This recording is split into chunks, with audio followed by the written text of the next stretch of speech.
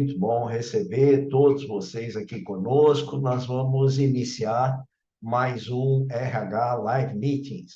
Nós, no Projeto, criamos esses eventos mensais, por vezes a cada 40 dias, onde nos encontramos com alunos, ex-alunos, e outros participantes da comunidade de RH, gente que trabalha em gestão de recursos humanos ou que tem interesse específico nessa área, ou interesse específico no campo particular, no foco particular daquele evento, daquele RH Live Meetings. E iniciamos isso lá na época da pandemia, e recebemos tantos sinais positivos a respeito do nosso RH Live Meetings, pessoas que participaram e que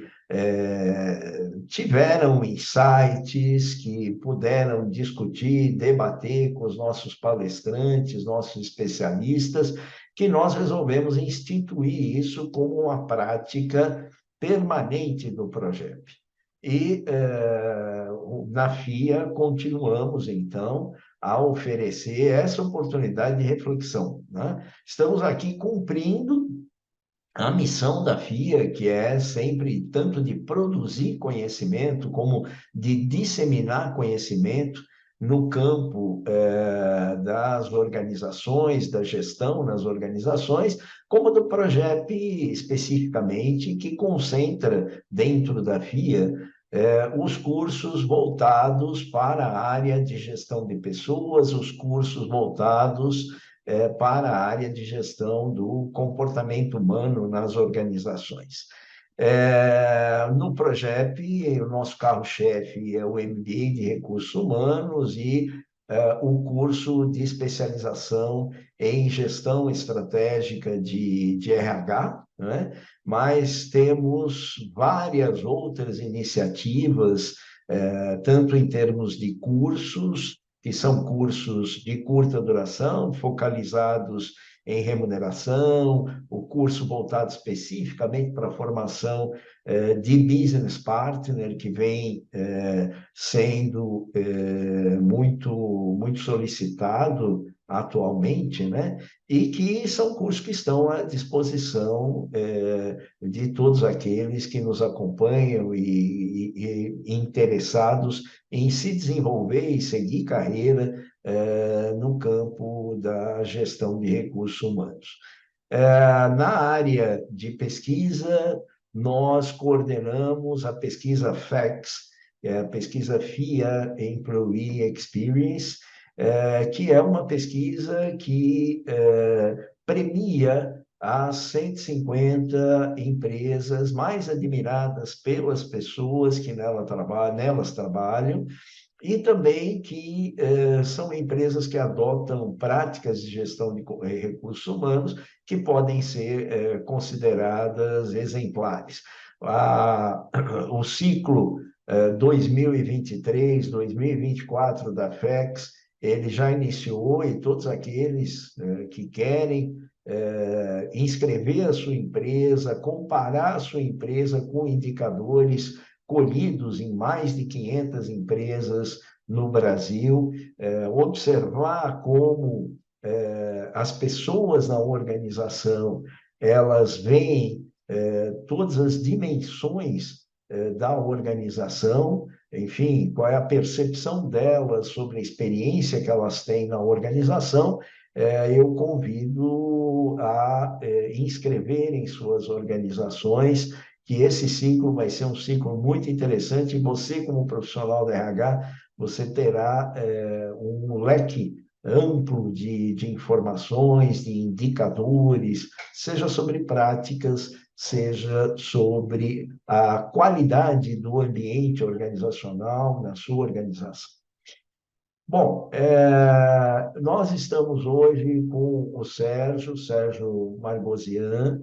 Ele vai depois ser melhor apresentado pela Nina, mas que eu conheci no banco das nossas salas de aula há muito tempo atrás, ele me pediu para não dizer quanto, mas foi bastante tempo, né? Mas tempo suficiente para que o Sérgio ele alavancasse a sua carreira no mercado, ele passasse a assumir novos cargos e também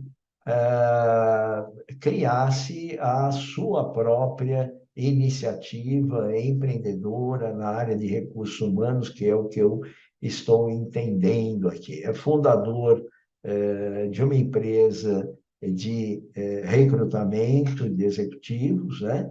Mas eu queria dizer que é um prazer redobrado para a gente ver os nossos alunos estarem aqui como quem traz um conhecimento novo, vem aqui na condição mesmo de palestrante, na condição de professor, né? Esse é o nosso objetivo lá na USP, esse é o nosso objetivo aqui na FIA, e a gente se sente realizado sempre que encontramos no mercado nossos ex-alunos e vemos na posição em que ele está, não é? E como o nosso MBA, o nosso curso de pós-graduação, pode, de alguma maneira, apoiar esse desenvolvimento, né? A gente vê que aquilo que a gente se coloca como missão, como objetivo, tá sendo cumprido, isso é muito bom.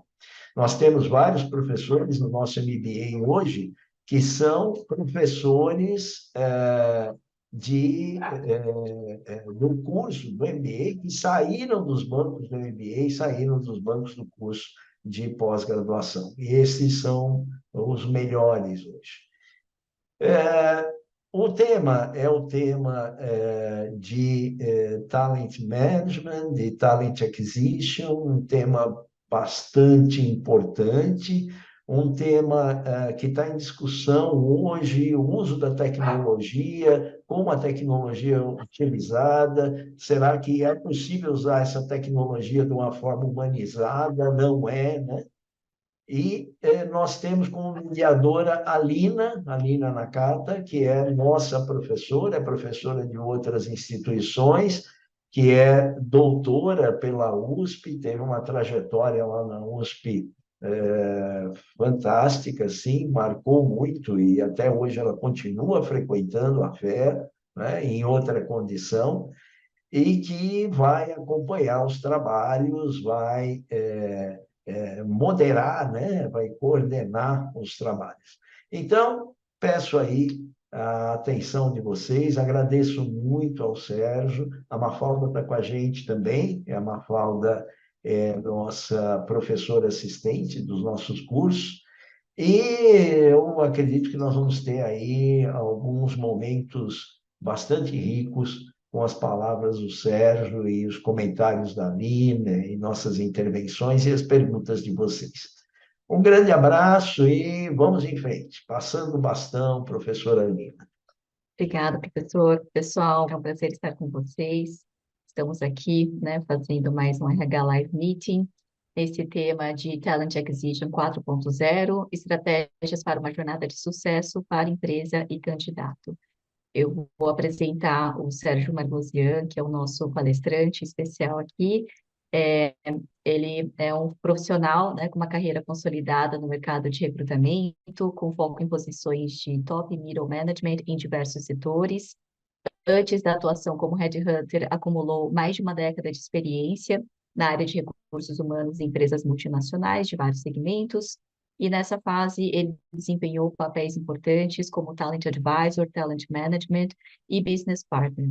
O Sérgio possui uma extensa trajetória, conduziu diretamente mais de 120 processos de seleção e gerenciou mais de 300 processos ao longo da carreira.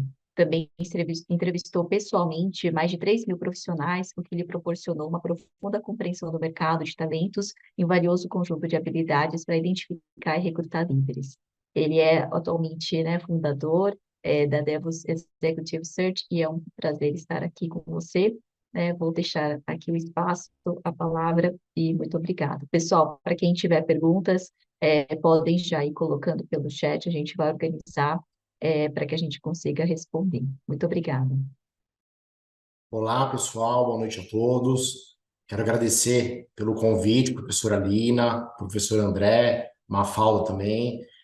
Eu estou muito feliz, né? Como o professor André disse, já fui aluno da FIA e tenho um carinho muito grande pelos colegas, pela instituição, então é um prazer estar aqui. Eu estou muito ansioso, Lina, para a segunda parte da nossa conversa, né? Porque eu vejo que a interação com os participantes é o momento mais rico, né? Então eu estou aqui para, obviamente, compartilhar um pouco do meu conhecimento, mas eu vejo que é uma troca, e essa troca que vai deixar esse nosso momento o mais rico. Eu gostaria de iniciar, Lina, fazendo uma reflexão, como que as pessoas lidavam com o trabalho há 30, 40 anos, né? E aí eu vou dar o meu depoimento, porque o meu pai e minha mãe, eles sempre trabalhavam muito, né? Então a imagem que eu tenho é dos meus pais trabalhando firme, forte, chegando em casa, né, no final da tarde, mas um pouco do que eu tenho, né, de isso já tem aí 20, 25 anos, um pouco mais, 30 anos, mas um pouco que eu tenho dessa lembrança é que eles tratavam o trabalho de uma forma muito prática, né, com muito pragmatismo, quase que numa linha de gerar renda, né? Lógico, eu me lembro de muitas conversas na minha casa e eles trazendo temas, problemas e como que a gente vai resolver e tentando encontrar soluções, né? Mas é essa a imagem, a lembrança que eu tenho. Quando eu iniciei a minha carreira, enquanto estagiário, e também, né, nos primeiros momentos, eu resgatei isso dos meus pais, né, de ter uma autonomia financeira, de realmente ter a minha independência. Então, aqui eu estou relacionando a geração de renda também. Mas eu comecei a perceber, Lina, que o trabalho me desenvolvia, obviamente. E não só, né, no caminho profissional, mas também na minha vida, né? Somos expostos ao trabalho, à comunicação, a conflitos, a pensamento estratégico, a time management, organização, né? E eu comecei a perceber que isso impactava diretamente a minha vida. E aí, pelo menos comigo, nesse momento começou a ficar uma relação até mais complexa, né? Diferente da que eu enxergava lá atrás dos meus pais. Mas também comecei a ter prazer pelo trabalho, comecei a ter prazer pelas conquistas, né? Hoje, muita coisa mudou, obviamente, né? Eu vejo que a gente fala muito de propósito, e eu acho que essa é a primeira, né, reflexão que eu gostaria de compartilhar. E aí eu gosto muito, né, do conceito do círculo dourado, que traz a questão do propósito, da motivação, do que eu acredito, da causa, né, do meu sonho. Acho que a ideia não é entrar muito nesse conceito, mas quem não conhece, eu tenho tranquilidade que vale a pena pesquisar, porque sempre que a gente vai falar de recrutamento e seleção, eu vejo que em todos os momentos a gente vai resgatar o propósito, né? Então, eu acredito e entendo que nos pilares do processo de recrutamento e seleção, o propósito ele é um tema fundamental. E quanto mais eu conheço o meu propósito, né, quanto mais eu entendo o porquê que eu estou naquele ambiente, o porquê que eu escolhi estar naquela posição, escolhi estar naquela empresa, é mais fácil, é mais fácil de entender o propósito da empresa, o propósito do meu cliente interno e o propósito também do candidato. E aí a gente começa a desenhar o processo de recrutamento e seleção de uma forma excelente. A segunda reflexão que eu gostaria de trazer é que a nossa vida na era digital é tudo muito rápido, né? É muita informação. E é uma pergunta que eu coloco aqui: qual é a profundidade que a gente vem tendo quando a gente pensa nessas coisas mais importantes, quando a gente pensa no propósito, né? É diferente quando eu escolho, nesse momento, não ter tanta profundidade, mas eu preciso saber ter a profundidade e realmente encontrar questões que são mais complexas e questões que não são superficiais. E eu vejo que esse link é essencial para a gente começar a falar no processo excelente de recrutamento e seleção. Então, eu vejo que esse pilar e o conceito do propósito a gente inicia na construção do processo de recrutamento e seleção de uma empresa, num primeiro momento da nossa conversa, no pilar da empresa, né? Então, eu como consultoria, ou eu como recrutamento e seleção, eu quero, obviamente, desenhar uma jornada perfeita, né? Se é que existe uma jornada perfeita, mas eu quero desenhar uma jornada perfeita do processo de recrutamento e seleção. E, definitivamente, o primeiro pilar, e talvez aí um dos mais importantes, é conhecer o business. Quando eu coloco, Lina, e obviamente fique à vontade em adicionar reflexões e ideias, mas quando eu falo de business, é realmente de forma macro, entender a área, entender quem é o meu cliente, entender a concorrência, o segmento. É impossível a gente iniciar um processo de seleção fazendo uma busca pelo cargo, né? E eu vejo que isso ainda, infelizmente, acontece na gigantesca maioria das vezes. O meu maior desafio como consultoria, Lina, é conhecer a cultura da empresa. Porque muitas vezes o cliente me liga e fala: Sérgio, quero conduzir um processo. Poxa, eu tenho pouco tempo para conhecer esse cliente, né? A primeira coisa que eu falo, ainda mais hoje, que é muita coisa por vídeo, mas quando eu tenho a oportunidade de sentar na empresa do cliente, de entrar na empresa dele, de olhar para as pessoas, de sentir o ambiente, vejo como fundamental, porque aqui a gente começa a conhecer. E a mesma coisa a área de recrutamento e seleção, né? Entender a maturidade da empresa, entender a maturidade do cliente, aquele mercado, o quanto que eu posso falar de diversidade, né? Bom, diversidade definitivamente é um tema que a gente poderia falar aqui 1 hora, um dia inteiro, um mês inteiro, né? Então aqui eu estou apenas colocando também como, desculpa, como um dos pilares, mas o quanto que a minha empresa e esse cliente específico e essa área tem a maturidade para a gente falar de diversidade, né? E diversidade, obviamente, é um tema extremamente amplo.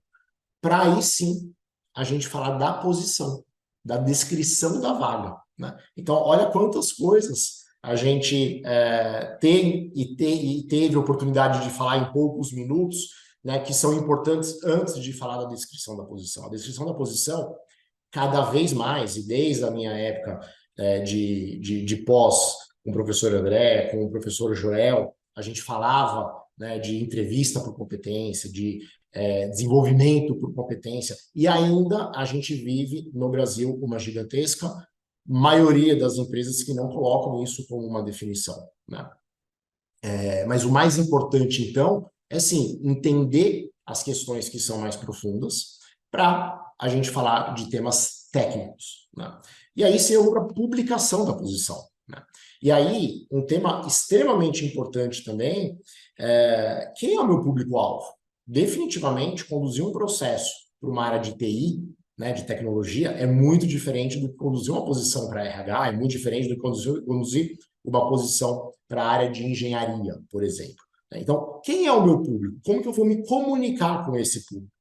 E até se eu já venho me comunicando com esse público, né? Pode ser que essa será a publicação será o primeiro momento que eu vou me comunicar. Obviamente, se eu conseguir fazer isso antes, né, com a minha marca empregadora, enfim, tem aí diversas formas de já antecipar um processo de seleção lá na frente. Esse trabalho ele deveria iniciar antes. E aí sim eu começo e defino, né, essa publicação com o mercado, com o público-alvo. Um próximo pilar que eu vejo que é extremamente importante e também entendo e vejo como um gap, infelizmente, que a gente vive nos processos, é a profundidade com relação ao mapeamento de pessoas, né? Ao mapeamento de mercado. Muitas empresas e muitas consultorias abrem um processo de seleção e começam a entrevistar candidatos. Quando a empresa ou a consultoria ou a área de recrutamento e seleção encontra o terceiro ou o quarto candidato que ela naquele momento analisa como um forte candidato, ela entende que, ok, já está na hora de compartilhar com o cliente. Mas definitivamente a gente precisa dar um passo além e ter mais profundidade. A gente precisa no processo encontrar 7, 8, 10 excelentes candidatos. E para isso, o nosso processo de seleção, ele não pode parar quando eu encontro o terceiro ou quarto excelente candidato. Por isso que eu defendo muito e acredito que o mapeamento extremamente robusto de pessoas, ele é fundamental para ter sucesso no processo de seleção. Bom, e aí sim a gente inicia as entrevistas. E aí, Lina, aqui eu também vejo uma grande diferença do passado, mas a entrevista é uma conquista, né? Eu quero conquistar o candidato. Se a gente falasse isso talvez há 30, 40, 50 anos, soaria estranho, porque a empresa tinha o poder da escolha, muitas vezes. A empresa escolhia muito mais, eu quero aquele profissional, né? E hoje não, hoje é uma relação, né? A gente precisa entrar no processo de entrevista dos candidatos querendo conquistar o candidato, encantar o candidato. E quando eu falo de encantar o candidato, não é só trazendo coisas boas, e sim trazendo a realidade, trazendo o que a empresa tem de pontos positivos, o que a empresa tem de pontos para desenvolver. Aí sim eu mostro para o candidato a maturidade que eu tenho da minha empresa e do processo, né? Aqui, novamente, a gente fala de propósito, de valores da empresa que eu preciso conhecer, do propósito e valores dos candidatos que eu entrevisto. Então, aqui a gente retoma o conceito de entrevista por competência, entrevista por valores. Eu gosto muito de cases, onde eu vou trazer situações práticas, desafiadoras. Vejo que também poucas empresas usam. Obviamente depende do nível da posição, mas assessment. Então a gente tem hoje, né, um volume muito bacana de assessment de diversos níveis de complexidade. Um outro conceito que eu gosto bastante do conceito, né, depende se a empresa tem até interesse, tempo para conduzir, mas que é o recrutamento às cegas, e aqui eu vejo que a riqueza, né, mais do que falar de como funciona, mas do conceito, né? O recrutamento às cegas, eu não quero saber onde a pessoa mora, se ela mora num bairro, enfim, que eu gosto, que eu não gosto, qual a idade dela, qual é o gênero, opções, escolhas, e aí a gente fala de outras coisas, de pensamentos, mas eu quero simplesmente avaliar o candidato pelo principal motivo que eu vou contratá-lo, que é se ele tem fit cultural e as competências comportamentais que a gente precisa para a empresa naquele momento, né? Bom, entrando aí no final de um processo excelente de seleção com o olhar da empresa, as referências profissionais. E aí, um tema que eu também entendo que ainda a gente tem espaço para aprofundar, muitas vezes nas referências profissionais, vejo, né, um pouco da minha visão, posso falar com o par, posso falar com a equipe, mas preciso falar com esse líder que a pessoa trabalhou, né? E claro, a gente vai querer saber de comportamento, de ética, de valores, de temas mais, entre aspas, mais óbvios, né? Mas eu também quero investigar se a entrevista que eu fiz com esse candidato bate com os projetos que o ex-líder dele ou um ex-cliente vai compartilhar comigo. Então, aqui eu posso usar a referência como uma validação também da entrevista, e não só, não é só, mas e não apenas para falar de ética, falar do porquê que saiu da empresa. Bom, a gente entra no tema de proposta, né? Proposta salarial, e aqui eu vejo que aqui não pode ter surpresa para o candidato e para o processo, né? Para o candidato, desculpa, e para a empresa. Então, a carta oferta, a única surpresa deve ser a notícia boa que o candidato foi escolhido.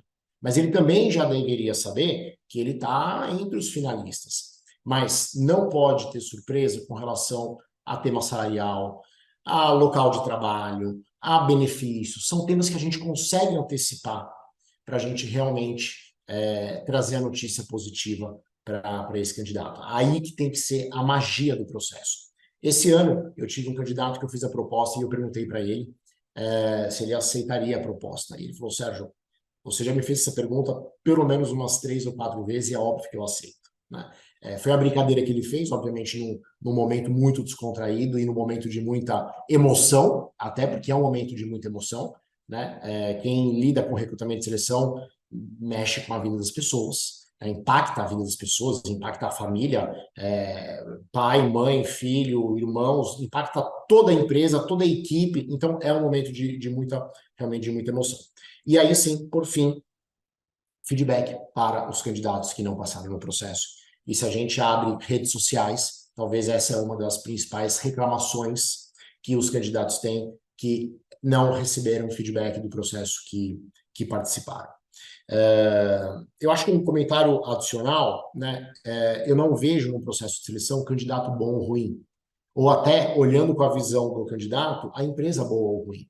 Existe o candidato certo para aquela posição, o candidato que tem o melhor fit para aquela posição. E a mesma coisa quando a gente tem um olhar de candidato para a empresa. Não existe empresa ruim, né? Existe aquela empresa que naquele momento está sendo bacana para mim, que será bacana para mim e que eu entendo que vai me trazer desenvolvimento profissional. Bom, aqui a gente fecha, teoricamente, com o processo ideal de recrutamento e seleção. Um outro conceito que eu gosto muito, né, e aí resgatando o início da minha fala, o quanto que eu conheço o meu cliente, o quanto que eu conheço o meu público, e também o quanto que eu tenho de recurso para entregar o que realmente eu preciso. Mas quando a gente estuda sobre a Disney, né, eu também tenho um carinho muito grande pelo conceito, pela Disney, mas sempre a gente fala de qualidade da experiência do elenco, qualidade da experiência dos visitantes, qualidade da experiência do negócio, né? E tranquilamente a gente consegue fazer esse link com o processo de seleção, né? Qual é a qualidade da experiência dos stakeholders, do meu cliente interno, do candidato, até da minha equipe. Para fechar a parte de empresas, do olhar da empresa, eu vejo que ainda a gente tem pontos de melhoria quando a gente vai falar de conhecimento de business, mapeamento de mercado, profundidade das entrevistas, feedback para o candidato. E entrando no pilar de candidato, Lina, eu vejo que é praticamente o mesmo racional, né? Quando eu falo de empresa, o candidato entrevistar a empresa, né? O candidato entender qual é o business da empresa, qual é o momento da empresa, quem são os concorrentes, investigar a empresa, tirar referências profissionais da empresa. O candidato precisa escolher estar naquele lugar. O que muitas pessoas me perguntam, né, dicas para o candidato e como o candidato se comporta. Lina, o que eu realmente acredito, o que eu falo para as pessoas que eu bato um papo, às vezes eu nem gosto de falar de entrevista, obviamente é entrevista, mas eu quero conhecer a pessoa, eu quero conhecer quais são os valores daquela pessoa, né? Qual é o propósito da pessoa. E para isso, o candidato precisa de autoconhecimento. E ele precisa de uma naturalidade para me trazer temas interessantes e temas que ele também se orgulha dele mesmo, né? O ser humano é assim. Agora, quanto mais eu tenho um autoconhecimento, quanto mais eu conheço os meus pilares de atuação, né? Quando eu estou estressado, qual é a minha reação? Quando eu estou calmo, qual é a minha reação? Quando eu trabalho melhor, de manhã, de tarde, de noite, esse autoconhecimento, na minha visão, ele é essencial. Quando eu faço a pergunta para o candidato, me diga sobre você, eu estou 100% preocupado no autoconhecimento e muito pouco preocupado em temas que ele vai trazer, obviamente são temas que a gente vai aprofundar, etc. Mas se ele traz o autoconhecimento e a gente linka o que a empresa quer com os pontos que ele tem para desenvolver ou pontos que ele já é da natureza dele, aqui a gente minimiza muito a chance de erro no processo de seleção. E aí, Lina, eu vejo que o candidato, muitas vezes a gente se prepara quando a gente vai olhar o mercado, quando a gente está no mercado e quando a gente quer uma nova posição. Mas essa preparação ela é muito antes. Enquanto eu sou fiel à empresa que eu estou, enquanto eu sou fiel ao trabalho que eu estou entregando, enquanto que eu estou me dedicando àquele trabalho, e aí sim a minha reputação ela vai sendo criada. E aí sim isso facilita uma nova jornada, se eu quiser realmente conduzir essa nova jornada, né? Então, a competência comportamental que eu vou levar para uma entrevista não é só para levar na entrevista, né? É realmente o que eu sou. E isso eu vejo como, né, um pilar muito importante. Lina, eu quero fechar, até pelo tempo, o pilar do candidato, falar rapidamente de tecnologia para realmente abrir para perguntas, né? Bom, tecnologia é algo que a gente vem falando e a todo momento. Eu também trouxe uma pesquisa que foi feita pelo LinkedIn e que é bem interessante porque o profissional de recursos humanos, ele fala muito de automatizar tarefas, né? De tornar mais rápido e fácil a busca por candidatos. E tornar também rápido e fácil o envolvimento e a interação com o candidato.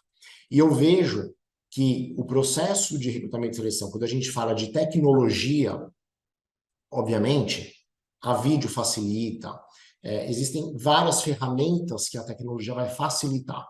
O que eu defendo, e eu acredito, e eu tenho um filho pequenininho, e eu falo para ele, se você quiser ser headhunter quando você crescer, ou se você quiser trabalhar em recrutamento e seleção quando você crescer, você vai ainda ter espaço no mercado, né? Confesso que eu não sei se eu quero que ele seja headhunter, mas se ele quiser, realmente vai ter esse espaço, porque o olho no olho, né, é fundamental e vai continuar sendo. Se a gente está falando que cada vez mais a gente vai olhar comportamento e valores, o olho no olho, a conversa, o ser humano com o ser humano, isso vai demorar muito tempo, não sei quanto tempo, espero que para sempre, mas vai demorar muito para a gente perder isso, para a gente não ter isso, né? E a tecnologia vai ajudar a chegar mais rápido na pessoa que eu quero conversar. Lina, eu estou fechando a minha fala inicial. Quero passar a palavra para você, para te ouvir um pouco também e para ouvir as pessoas também. Muito bom, Sérgio. Excelente fala. Eu acho que são desafios constantes, né? Eu gostei muito dessa forma que você abordou no início, de como que era, né, anos atrás e como que a gente tem visto essa mudança hoje. E acredito que muito do que a gente, né, vê de dificuldade realmente no dia a dia das organizações é essa falta da aderência da pessoa com a organização. E que começa ali no início, né? Se a pessoa se sentiu atraída pela empresa porque alguma coisa ali, né, ela percebeu que poderia ser interessante, mas depois não é, por algum motivo também, né? Mas esse processo aí é fundamental para que depois a gente tenha, né, esse melhor desempenho das organizações de uma forma geral. E eu estava olhando aqui, né, bem brevemente, com os dados da FEXP, Employee Experience, mesmo nos lugares incríveis para trabalhar, que é um conjunto de 150 empresas deste ano, respondido por mais de 150 mil pessoas também, 29% das pessoas no total não têm um fit cultural total com a organização. E é um número bastante elevado, na minha opinião, né? Porque se elas não estão, né, totalmente adaptadas, se estão parcialmente adaptadas, é uma perda muito grande, porque essas pessoas, elas também não têm o mesmo nível de satisfação, de engajamento e provavelmente de produtividade também. E a gente vai se questionar, né? Será que as pessoas, então, foram, recrutadas, selecionadas da maneira correta? Pode ser que, né, estejam também há muito tempo e a empresa foi mudando e talvez não foi conseguindo, né, converter essas pessoas, né, para a cultura atual. Também é possível. Mas eu acho que esse processo é realmente, né, o início de tudo. E depois você trazendo também, né, a jornada pela visão da empresa, que é importante, porque a necessidade vem da empresa, e depois, né, como que o candidato, né, vai lidar com tudo isso. Nós temos aqui algumas questões já interessantes, tá? Eu não vou colocar as minhas, né, por enquanto, eu acho que o pessoal já trouxe bastante coisa. A Andrea Piazza, né, falou que concorda com você sobre essa parte, né, da chance de assertividade que aumentam, né, na escolha do candidato, quanto melhor fit cultural, como eu comentei também agora. Falando da importância, né, do autoconhecimento, concordo com você, e eu acho que é isso, um candidato que sabe o que quer, né, é bem diferente, ele, né, ele é melhor tanto para ele mesmo quanto para a empresa. A Andrea também perguntou se você entende que o processo seletivo para a geração Z segue a mesma estratégia, porque esse grupo costuma valorizar mais os temas de qualidade de vida, de reconhecimento, e ao mesmo tempo ela também, né, vê que não se sente confortável com o anúncio da vaga que contém o valor salarial. Muito bom. Lina, eu vou te pedir ajuda nessa resposta. É, é uma pergunta muito interessante quando a gente fala de gerações, né? Eu tenho uma... Eu acho que sim, né? Existem nos grupos de forma macro, eu acredito que existem as diferenças, mas eu vejo que é muito importante a gente tratar de forma individual, né? É, o próprio candidato, porque senão eu vou quase que fazer uma análise antecipada, né, dentro de um grupo que ele está de geração. Mas sim, eu vejo diferenças, mas eu acho que é muito importante a gente ter essa profundidade com cada profissional. É, e aí a gente vai ter um processo humanizado, a gente vai ter um processo rico. Quando você traz as melhores empresas para se trabalhar com, se eu não me engano, 30% né, de pessoas refletindo sobre isso, é muito interessante, né? A reflexão, ainda mais com quem escolhe a carreira e com quem tem o domínio da carreira, ele é bacana e é rico, né? Mas a insatisfação, o querer sair, aí é a maior prova que realmente o fit cultural talvez não foi o melhor. E por isso que eu volto na questão que não tem a empresa. Lógico que a gente tem empresas com os melhores e com as melhores ferramentas e lugares excelentes para trabalhar. Mas mesmo nesse grupo, eu preciso escolher e eu preciso avaliar para entender se a cultura bate com o que eu gostaria. O que você acha, Lina? Eu concordo totalmente. Eu acho que só falta uma forma, né, da gente conseguir ser mais assertivo nisso, porque eu entendo que pelo lado dos candidatos, eles querem as vagas por status, né, por gostar daquela empresa mais como marca do que exatamente como uma empregadora, por salários, né, por várias questões, e nem sempre olhando essas possíveis consequências depois, né, e, enfim, se não tiver, né, Exatamente. esse fit, esse encaixe, vai ser bem difícil e não tem como consertar depois, né, não é a pessoa sozinha que vai conseguir transformar toda a empresa, né, ela vai precisar se adaptar, se submeter, né, àquilo que a empresa é. Exatamente. Muito bem. A gente tem uma questão aqui do Ricardo, que eu, assim, eu sou, né, eu não acho que eu saberia responder corretamente. Ele disse que, né, vê muitas vagas divulgadas, buscando super candidato, com muitos requisitos e atribuições, com exigências e experiências, porém com a remuneração muito abaixo de mercado. Por que isso acontece?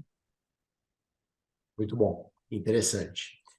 O que eu digo, né? Toda posição que eu vou conduzir aqui na Devos, eu acho que quase que 100% do processo, né? Eu vejo que a empresa poderia ter uma remuneração um pouco maior. Porque eu acho que o modelo, quando a gente vai buscar o candidato, né, a gente pensa num candidato, na verdade não é no candidato, pode ser, mas nos requisitos que são os requisitos ideais para aquela posição. Eu vou colocar o 100% daquela posição, né? É, escrevendo o que realmente eu gostaria.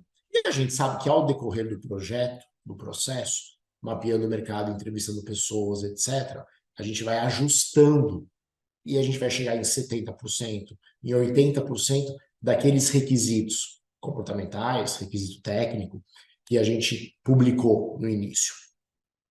E um tema importante, né, Lina? Obviamente, numa publicação, a ideia da publicação é compartilhar realmente os desafios. Mas a gente sabe que entrando na empresa, isso será dividido, isso será conversado.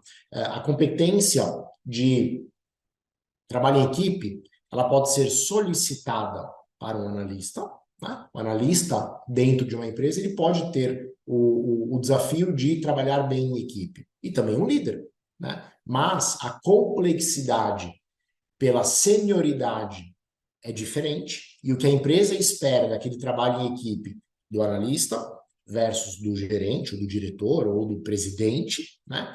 É diferente, e aí que a gente fala do desenvolvimento e do passo a passo de cada cargo. Então, acho que o mais importante encontrou uma posição interessante, poxa, se inscreve, se entende que faz sentido com o seu perfil, se inscreve, tenta conhecer um pouco mais a empresa, tenta realmente aprofundar um pouco mais do tamanho daquela posição. E sim, pode ser que ao final do projeto, a pessoa, o candidato entenda e a própria empresa, que talvez aquele projeto é maior do que o momento que a pessoa tem e pode entregar, né? E é para isso que realmente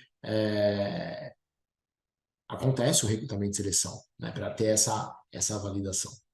E a questão de remuneração, e acho que é um tema que a gente fala realmente há muito tempo.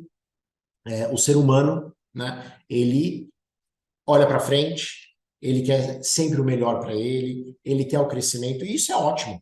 Então, entrar na empresa com esse objetivo de crescimento, seja de desenvolvimento e de remuneração, é natural e que ótimo que tenha essa sensação. Muito bom, Sérgio. Você responder muito bem. Eu não responderia da mesma forma. Entendo que talvez tenha uma sobra de mercado, né? Quando a gente tem desemprego, talvez cause esse efeito. Mas eu entendo que também, né, não é sempre justo. Enfim, mas é Lina, excelente ponto excelente que eu resposta. não trouxe. O mercado e o formato que está o mercado, ele também interfere definitivamente no ajuste da remuneração. Excelente ponto. Ótimo. E seguindo para essa parte, né, de salário, a Lígia Pontes, ela pergunta qual a sua opinião sobre a pressão que a gente tem em relação ao salário nos anúncios das vagas, até pela questão de tentar diminuir as diferenças entre salários de homens e mulheres. Se você acredita que isso cause, né, algum impacto no perfil dos candidatos. Se você tem Lina, alguma eu não informação entendi sobre a isso. pergunta. É, existe, né, uma discussão de que toda vaga deveria ser anunciada com os salários, principalmente para evitar que se haja, né, que Uhum. aconteça uma distorção de salários entre homens e mulheres, porque, de acordo com o IBGE, é uma diferença de 22%, né, de mulheres recebendo a menos do que os homens, para mesmos cargos e funções. Então, você acredita que se o salário for divulgado, isso diminua? Excelente ponto. E é uma conversa que definitivamente em alguns minutos seremos superficiais. Eu acho que quando a gente fala do recrutamento às cegas, é um pouco dessa ideia. Eu não olho, né, o gênero, eu não olho para nada, eu olho para a competência, né? Porque o que acontece de forma prática no mercado, a gente tem uma faixa de remuneração, eu acho que aí responder diretamente, publicando a posição com a remuneração ajudaria, né? Acho que é uma ideia, mas também não é possível a todo momento publicar a remuneração pela confidencialidade, né, que a gente lida com o tema salarial, né? Então é complexo, né, publicar a remuneração de toda a posição. O que acontece de forma prática, Lina, quando a gente entrevista um candidato, naturalmente eu vou usar a base de remuneração dele anterior para fazer uma proposta de remuneração para ele. Quando a gente está com a cabeça na empresa, e a empresa, obviamente, vai querer gerar saving, vai querer, obviamente, controlar os seus custos. Eu tenho uma posição que a gente tem uma margem de 25 mil a 35 mil, de 10 a 15 mil, independente aí da remuneração. Vamos colocar de 20 a 30 mil. E eu tenho um profissional que ele está com 18, com 20, com 22, se eu oferecer 30% para ele de aumento, pode ser um excelente aumento para ele. A empresa poderia chegar numa remuneração maior, mas naquele momento ela vai gerar save. Tem a vantagem de quando ele entra, tem espaço para ele continuar crescendo, porque senão ele vai entrar no final da faixa e isso dificulta. Tem também os pares dele. Agora, definitivamente, a gente vive um desafio muito grande das diferenças salariais entre homens e mulheres. E são por várias causas, né? Como você falou, a gente não está aqui para comentar sobre isso, mas o efeito, né, da possível consequência. Muito bem. A gente tem uma pergunta aqui bem interessante do Mantovani. Ele fala assim, né? E eu queria saber como que você pode entender isso. Além da empresa identificar, né, o alinhamento cultural, algumas empresas têm buscado identificar alinhamento com a causa da empresa, com o propósito ou a contribuição. Por outro lado, nem todas as pessoas, em especial as mais jovens, têm tanta clareza sobre o seu propósito. Como que você entende, né, essa relação? Lina, eu acho que a gente vive um momento muito desafiador no mundo inteiro e com todas as idades, né? Porque a gente vive hoje na ideia da selfie. O que acontece, né? E aí não quero sair da conversa, mas o meu olhar ele passa a estar realmente superficial para todos os temas. E aí, no início da minha, né, da fala, o propósito, eu acho que realmente a gente precisa cada vez mais aprofundar no nosso propósito das pessoas de 20 anos, de 30 e de 70, né? E definitivamente o nosso propósito ele vai ajustando conforme a nossa vida vai passando. Então essa é uma reflexão que na era digital, e conversando com a minha família, com meus amigos, né, o quanto que a gente hoje fica sem fazer nada, né? Tô em casa e fico refletindo sobre a vida, né? Dificilmente isso acontece hoje em dia, porque tem o celular, porque tem, obviamente, televisão, computador, né? E aí tem redes sociais. Então, eu acho que realmente é uma reflexão, saindo um pouco aí de recrutamento e seleção, mas sim falando de propósito, é uma reflexão que todo mundo devia ter, né? De cada vez mais em casa, deixar realmente o celular de canto e conversar, né? Conversar com, lógico, tem gente que mora sozinho, independente disso, né? Mas conversar com amigo, conversar com família, né? Eu acho que isso ajuda não só a pessoa de 15, de 20 a encontrar o propósito dela, como de todas as idades. Mas é um tema maravilhoso e que eu também poderia aqui, né, abrir e a gente entrar, é algo muito, muito interessante. E complementando, Sérgio, eu acredito, né, pessoalmente, que o propósito a gente vai encontrando ao longo da vida também, né, pelas experiências, porque talvez se a gente não tenha passado por algumas experiências profissionais ou mesmo pessoais, a gente vai visualizando melhor isso, né, e se encontrando. Exatamente. Bem, agora a gente tem uma pergunta do Ricardo, que ele fala, né, será mesmo que a inteligência artificial está ajudando na triagem dos candidatos? Como fazer, como que o currículo do candidato demete na busca do perfil ideal? Também uma pergunta muito boa e complexa. Eu acho que a gente vem encontrando sistemas e vem encontrando ferramentas em desenvolvimento, né? Então, há 10 ou 15 anos, talvez essa busca do candidato através de uma tecnologia que era, obviamente, inferior à que a gente tem hoje, também acontecia. E aí, a gente chegava naqueles... Eu tive um candidato, eu tive uma posição que eu tive 500 inscritos, obviamente, o recrutador ele não vai conseguir olhar para todos os currículos, né? E a ideia é realmente da tecnologia conseguir se aproximar. Acho que a dica e a sugestão é realmente tenha tranquilidade que o seu currículo ele diz exatamente o que você fez e que o seu currículo está completo, né? Eu sempre digo objetivo, mas completo, né?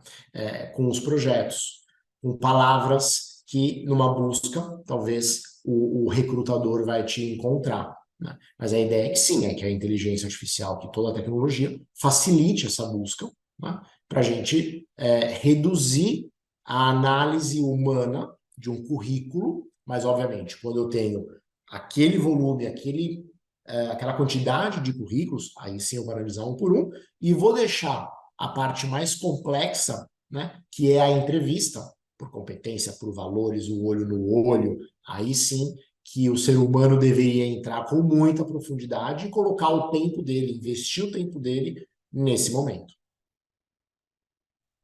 Muito bom.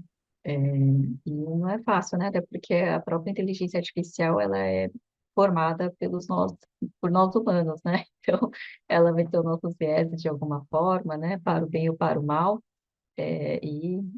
Apesar de auxiliar nesses grandes volumes, né? A gente sabe que ainda tem né, falhas, assim como uma falha humana que a gente também, né, vai observar no dia a dia. Falando sobre tecnologia, Tete Mendes traz aqui, né, uma reflexão sobre o uso de tecnologia para automação de tarefas em recrutamento e seleção, né, um pouco do que você falou também. Pelo fato de usarmos mais tecnologia, não deveríamos dar mais retornos mais rápidos para os candidatos? Ao que você atribuiria isso? Sem dúvida nenhuma, sem dúvida nenhuma.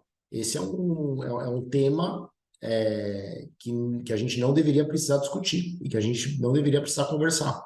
O que eu vejo acontece é que o volume de processos que cada recrutador tem ou que cada headhunter tem, ele é um número muito maior do que deveria acontecer para um processo completo com muita qualidade, né? Então, eu vejo que é uma reflexão, né, das consultorias e dos times para realmente colocar de uma forma inteligente, de uma forma completa, um volume de processo para cada profissional, para aí sim o recrutador conseguir dar um feedback. E tem uma outra questão, né, que muitas vezes é mais fácil não dar o feedback porque é uma conversa chata. Então, acho que tem duas questões aí, né? Realmente, o volume de pessoas que aquele recrutador precisa dar de feedback. E até a minha expectativa, porque tem aquele candidato que eu tive uma conversa inicial e rápida e que naquele momento eu mesmo posso falar. A gente não segue no processo. E eu vejo que muitas vezes isso não acontece. Porque o candidato pode questionar, mas é pior, porque ele vai ficar sem o retorno lá na frente. Então, quem a gente deveria precisar dar o feedback são aqueles candidatos que realmente participaram do processo, né? E não aquele candidato que eu fiz um contato rápido. Esse candidato, a gente deveria, como recursos humanos, deixar claro na hora que, ok, nesse momento a gente não segue, fico contigo por aqui e a gente volta a falar para outra posição. Agora, os candidatos que participam do projeto, que foram entrevistados pelo cliente, Lina, não pode deixar de dar o feedback. A área de RH ou as consultorias, a gente não pode deixar de dar feedback para esses profissionais e tentar trazer de uma forma mais natural possível, porque a entrevista, muitas vezes, é uma fotografia daquele momento, daquela, né, não é uma análise completa da carreira da pessoa. Lógico, é essa tentativa, né? E muitas vezes a gente vai optar por aquele profissional que tem um fit maior com a posição. Então, novamente, não é porque o candidato não foi aprovado no processo que ele não é bom, né? Enfim, então eu vejo dessa forma, mas é um desafio muito grande porque é uma conscientização que eu vejo que todos os RHs e todas as consultorias deveriam levar isso como, né, uma obrigação, dar feedback para os candidatos que participaram do processo. E o volume deve aumentar também porque as pessoas têm uma rotatividade maior, né? Cada vez mais. Então, se na média, as pessoas forem ficando cada vez menos tempo nas empresas, né? Aumenta o volume também, dos Exatamente. processos e das respostas e tudo mais. Tudo bom, Sérgio. O Márcio Torres, ele quer ouvir seus comentários sobre o seguinte, essa também é bastante complexa, né? O RH, de forma geral, atua com todos os elementos que você citou, mas fica um gap entre o que foi vendido pelo RH com o notável despreparo das lideranças dentro das empresas de uma forma geral. Então, você pode comentar um pouco sobre isso? É um grande desafio, né?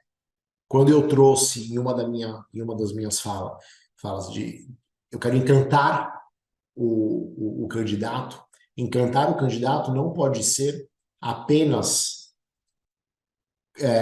compartilhar as coisas boas, né, da empresa. É realmente trazer com profundidade uma foto da organização e do momento. E é também responsabilidade do RH e do gestor garantir que essa conversa aconteça de uma forma muito clara. Porque realmente a pessoa tem uma imagem do processo de seleção, entra na empresa e tem coisas diferentes. E isso, né, só atrapalha a jornada desse profissional e tem um risco aí de, obviamente, de ter aí um fim da relação logo no início. Então, é também um grande desafio.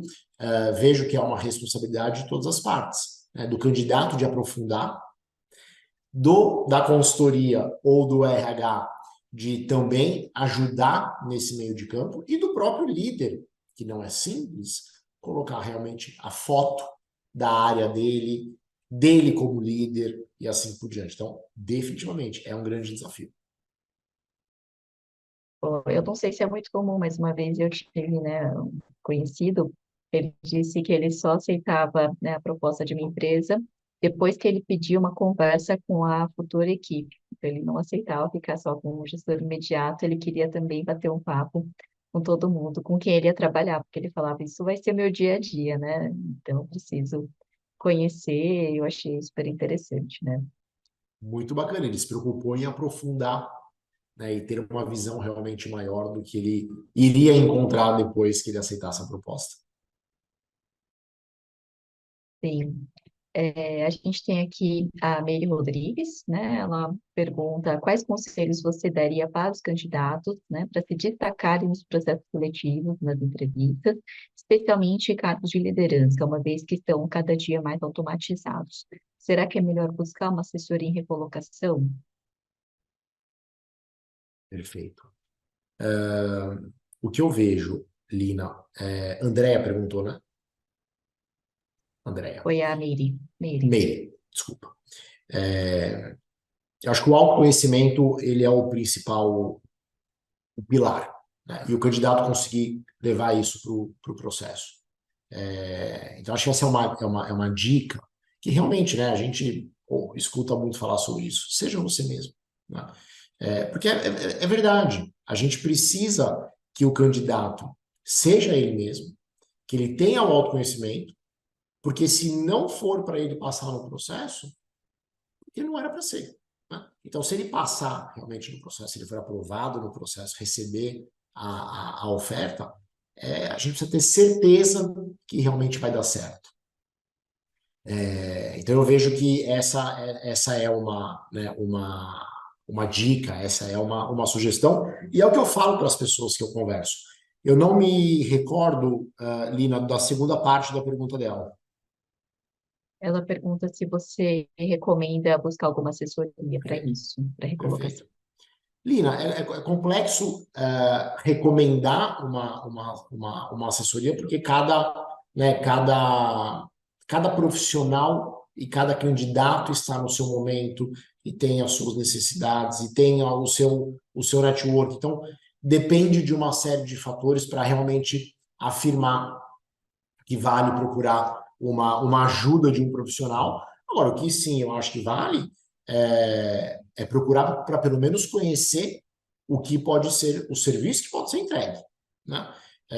Isso nunca é demais, né? Conversar com colegas e conversar com empresas que oferecem esse serviço para realmente entender se vale a pena para você ou não. Muito bom. Nós temos aqui uma pergunta que também não é muito fácil. A Rubiara Camargos pergunta: como conduzir com o requisitante da vaga, que em alguns casos não temos o candidato perfeito, né? Então, colocar entre aspas, tendo em vista os vários requisitos complexos, o comportamento e o fit cultural necessário.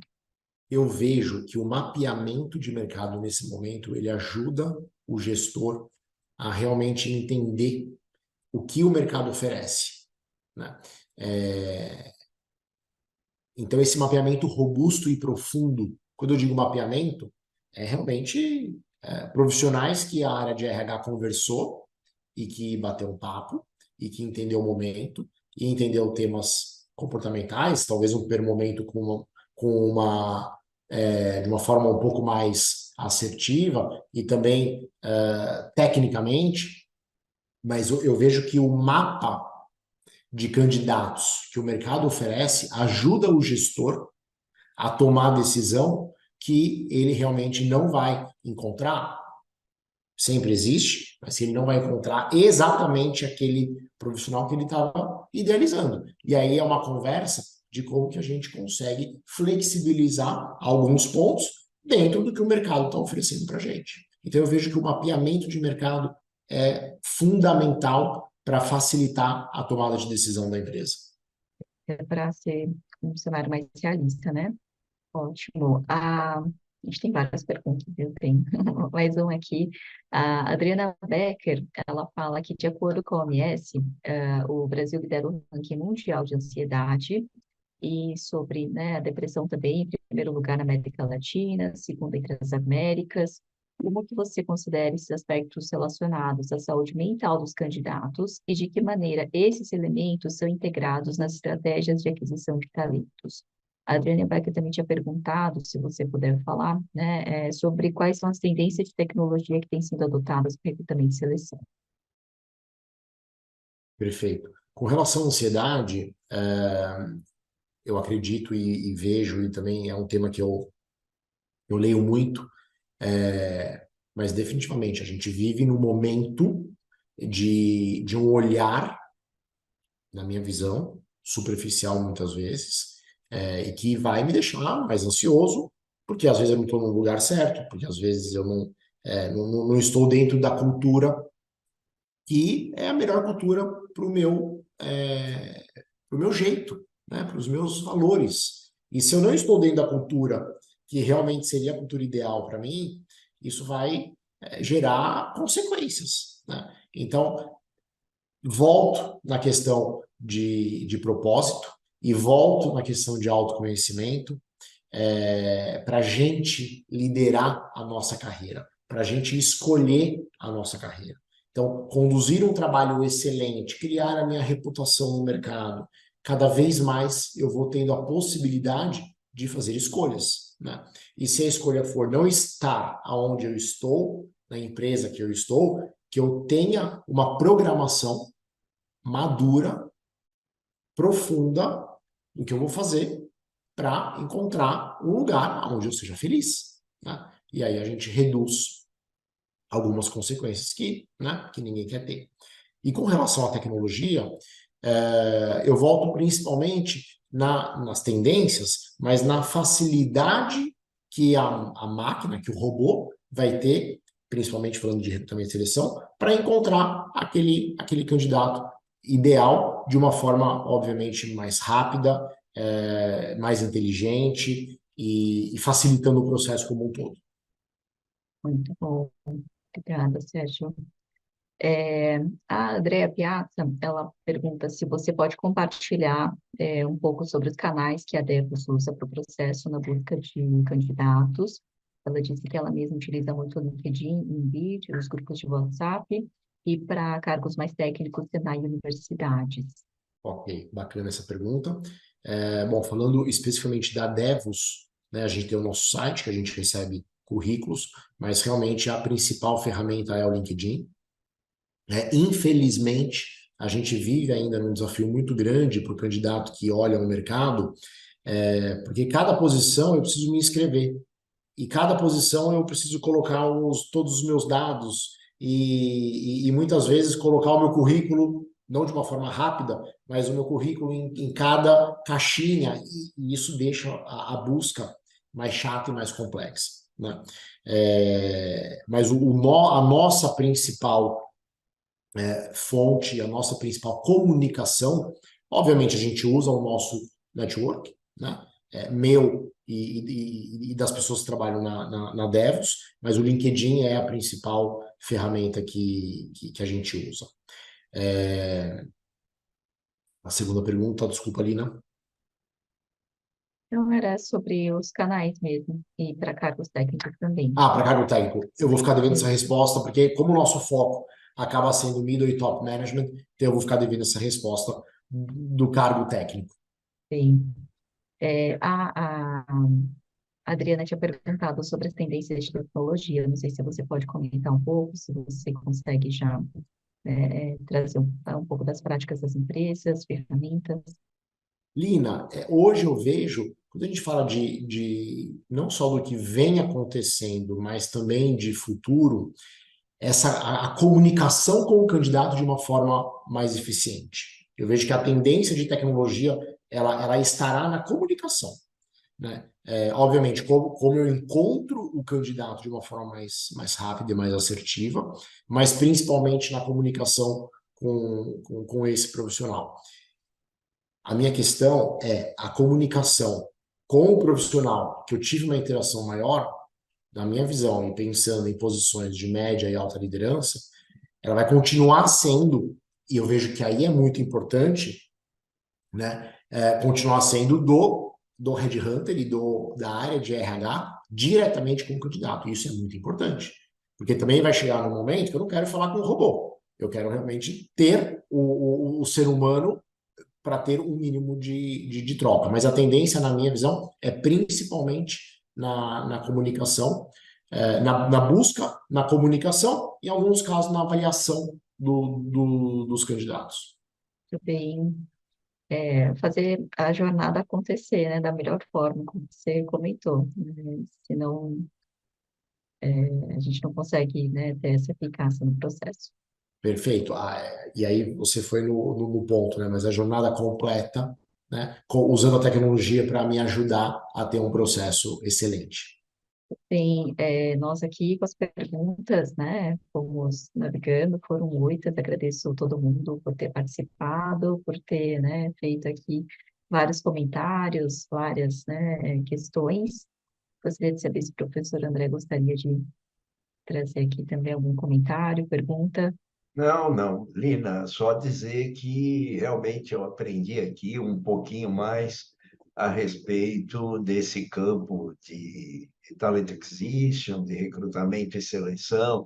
Para mim, eu sempre digo que as pessoas que atuam nessa área, elas enfrentam um desafio enorme, né? Porque você tem um tempo bem curtinho para poder prever o que alguém vai fazer durante um tempão dentro da empresa, né? Pode viver a vida profissional dele inteira dentro da empresa e eu tenho lá aqueles dias contados e tenho um gestor com um relógio na mão dizendo eu preciso desse cara aqui, assim, assim, assim, agora, né? Isso é realmente um desafio fantástico. Acho que a questão das ferramentas da tecnologia, ela tem que ser hoje melhor pensada, né? O que é a boa utilização da inteligência artificial, o que é a boa utilização daquilo que a tecnologia que está aí disponível, de analytics, etc., nos proporciona e até que ponto eu posso utilizar essa atividade, que é uma atividade, em princípio, né, com uma característica humana, que é conhecer o outro, entender o outro e entender o outro no seu mais íntimo. Quando a gente fala da cultura, né, nós estamos falando de alguma coisa que a pessoa não demonstra em um rápido momento, por mais treinado que seja o headhunter. Aí você tem uma habilidade do recrutador, do selecionador, que é uma habilidade que eu acho que demora para você desenvolver, depende de muita prática e depende de conhecer muito bem o perfil do mercado em que ele atua. Uma coisa é você estar fazendo isso com um grupo de engenheiros, de técnicos, outra coisa é de gestores de nível médio, quer dizer, é você desenvolver essa habilidade é, que só a prática ela proporciona. Agora, isso não quer dizer que as tecnologias, eu acho que isso o Sérgio trouxe, né? Elas devem ser desprezadas, né? É claro que o trabalho do atendimento de um headhunter em busca de um gerente, ele é em si muito artesanal. Ele é artesanal desde do início, não é? Da rede que esse headhunter desenvolveu ao longo do tempo e ao longo da sua carreira. Ele vai buscar pessoas que, eventualmente, até ele já colocou em algum momento, em alguma empresa no passado, né? Porque surgiu uma outra oportunidade agora, então, esse contato, etc., né? Agora, quando você imagina, sei lá, uma grande rede de fast food que está recrutando mensalmente centenas de profissionais, o recurso da tecnologia é fundamental, né? Nós trouxemos aqui o caso do Einstein, na época da pandemia, ele teve que fazer um recrutamento de massa numa organização que é uma organização que preza por trazer pessoas muito bem qualificadas, né? E teve que usar de uma série de ferramentas tecnológicas. Então, acho que essa questão do uso da tecnologia, a gente vai precisar pensar bem melhor aí no futuro, e o Sérgio trouxe uma abordagem muito interessante. Eu quero só agradecer a todos aqueles que estão aqui conosco, agradecer principalmente ao Sérgio, né, por se dispor a estar aqui conosco. Obrigadão, Sérgio. E agradecer a Nina por ter conduzido o trabalho e a Mafalda. Muito obrigado a todos, estejam conosco no próximo RH Live Meetings, que sempre é um prazer receber todo mundo e ter conversas e perguntas inteligentes que nos estimulam a refletir. Obrigado, Mafalda. Muito bom ter você aqui. Um Obrigada, abraço grande a professor. todos. Boa noite. Muito obrigado, um abraço. Obrigada. Um abraço para todos. Até mais, pessoal. Obrigada.